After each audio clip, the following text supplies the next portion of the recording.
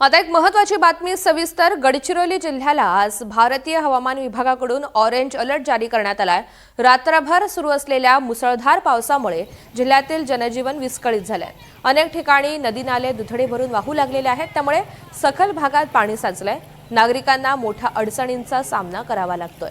गडचिरोली चामोर्शी राष्ट्रीय महामार्गावर गुडघाभर पाणी साचल्यामुळे काही काळ वाहतूक ठप्प झाली आहे। तसंच दक्षिण गडचिरोलीमधील भामरागड आणि सिरोंचा या परिसरामध्ये अनेक नदी नाल्यांना पूर आल्यानं काही गावांचा संपर्क तुटलाय।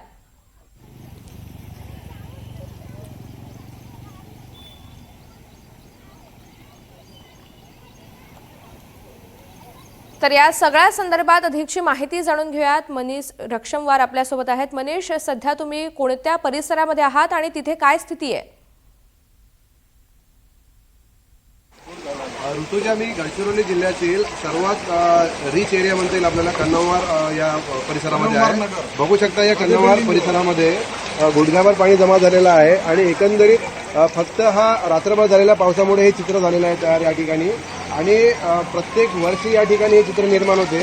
आपण काही घरातील दृश्य दाखवण्याचा प्रयत्न करूया। या ठिकाणी आपण या घरामध्ये सुद्धा दाखवतोय की या ठिकाणी किती पाणी जमा झालेलं आहे। बघू शकता या ठिकाणी सुद्धा पाणी जमा झालेलं आहे आणि या ठिकाणी बघा घरातील जे लोक आहेत ते पाणी काढण्याचा प्रयत्न करत आहेत। एकंदरीत या ठिकाणी त्यांचे कडधान्य सुद्धा ओले झालेले आहे। आपण दाखवतो या ठिकाणी बघू शकता या परिसरामध्ये सुद्धा पाणी जमा झालेलं आहे। त्यांचे कूलर्स वगैरे ओले झालेले आहे। घरामध्ये सुद्धा आपण आलेलो आहे। घरातील लोक पाणी काढण्याचा प्रयत्न करत आहेत। या ठिकाणी घरातील काही सदस्य आपण त्यांच्याकडून जाणून घेऊया ते काय सांगणार आहे। काय सांगाल तुम्ही? काय सर्व दुर्दैवी असं वाटत आहे की गडचिरोलीसारख्या एवढ्या चांगल्या एरियामध्ये आपण राहतो आणि इथे असं काम दिसतंय नगर परिषदचं।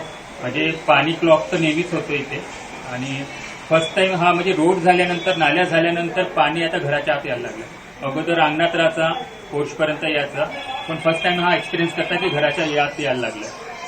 तर हे खूप वाईट वाटते की गडचिरोली इतकी डेव्हलपिंग सिटी असताना टाउन प्लॅनिंग किंवा बाकीच्या गोष्टी इतकं वर्स्ट दर्जाचं आहे।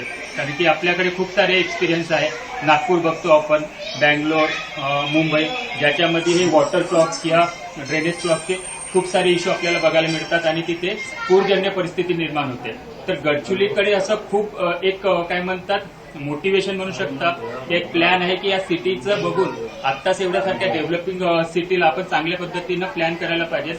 असं पण प्लॅन हा मला इथे दिसत नाहीये आणि त्याचा परिणाम आमच्या दैनंदिन जीवनावर होत आहे आणि त्याच्यामुळे खरंच खूप वाईट वाटत आहे। एकंदरीत घरातील हे सदस्य होते आणि आपण पुरा परिसर दाखवण्याचा प्रयत्न करूया। हा पूर्ण कन्नवार परिसर आहे आणि या परिसरामध्ये बघू शकता पूर्ण पाणी जमा झालेलं आहे। तसंच गडचिरोली चामोर्शी राष्ट्रीय महामार्ग आहे, तो सुद्धा ठप्प झालेला आहे। त्या ठिकाणी सुद्धा गुडघाभर पाणी जमा झालेलं आहे। बघू शकता घराकडे म्हणजे या वार्डातील हे सर्व नगरमधील हे सर्व लोक आहेत, हे सर्व बाहेर निघालेले, सर्वात परिसरात सर्वांच्याच घरी पाणी शिरलेलं आहे। एकंदरीत ऋतुजा निश्चित विविध भागांना अशा पद्धतीनं फटका बसलेला आहे। मनीष, धन्यवाद सविस्तर माहितीसाठी।